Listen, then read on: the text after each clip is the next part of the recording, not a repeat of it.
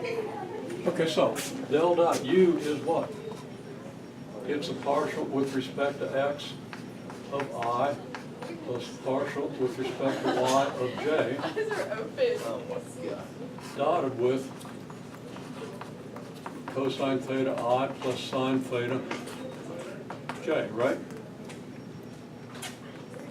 And I'm going to write this as cosine theta partial with respect to x plus sine theta partial with respect to y. This is another operator.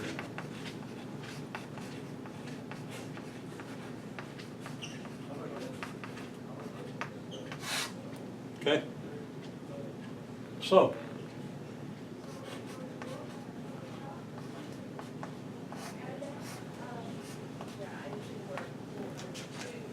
what do you get when you apply that operator to the function f?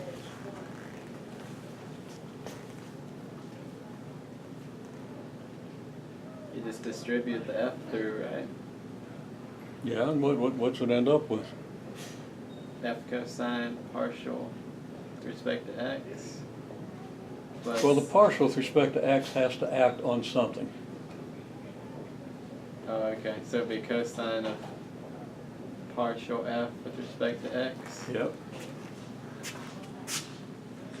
So I'll write it out. Cosine theta partial with respect to x plus sine theta partial with respect to y applied to f, right?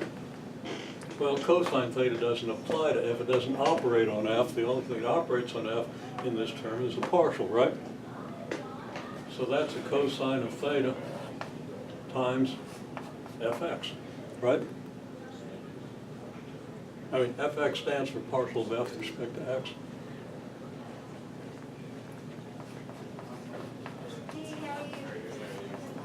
Okay, does that look familiar? Does you see it anyplace else on the board? I see it twice. I mean, this is just multiplication, so it is commutative. And there it is, and there it is, right? Okay? Now, a more traditional way of writing this, but you asked for their other operators, we can treat this as an operator, okay? We usually won't. We'll usually say del f dot u. What is that operator called? This operator? Yeah. Well, we could call it the directional derivative operator if we wanted to. But it doesn't really have an official name. You probably won't see it in the book. I'm just telling you, we can define this as an operator that acts like this. Okay? But now we're going to kind of forget it, although probably by now unforgettable. Okay? And just do this, which is very much like this, right? Now this totally makes sense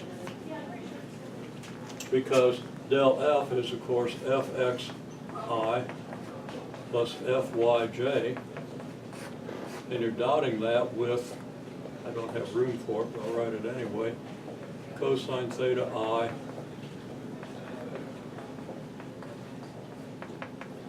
plus sine theta j. Okay? And of course the dot product is then just fx cosine theta plus fy sine theta. Again, the directional derivative. And this is the usual notation in terms of a unit vector. It's the directional derivative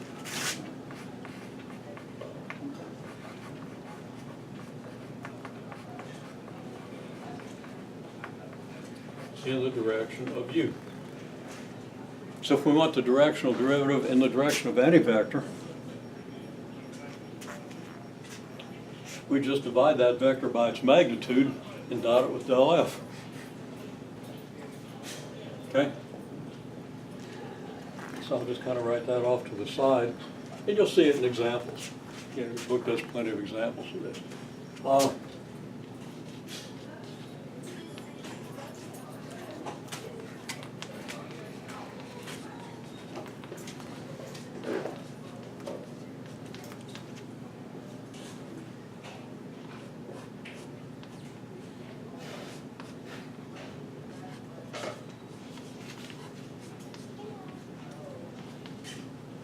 It's just del F dot V over the magnitude of V, because this is a unit vector in the direction that you're looking at, right?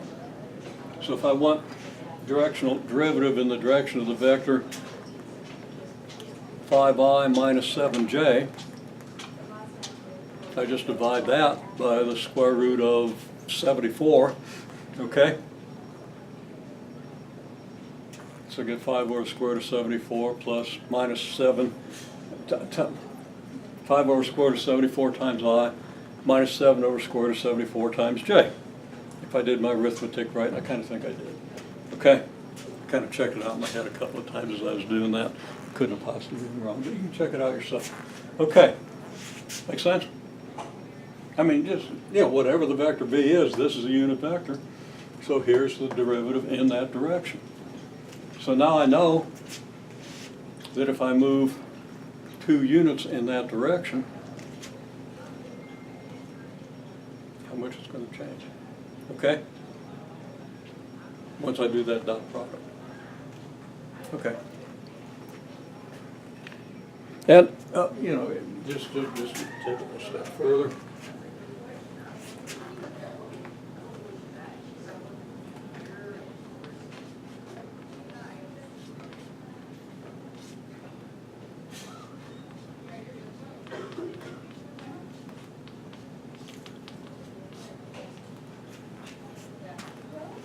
It's del F dot Vxi plus Vyj, where the subscript x and y now means just the component in the direction of, right?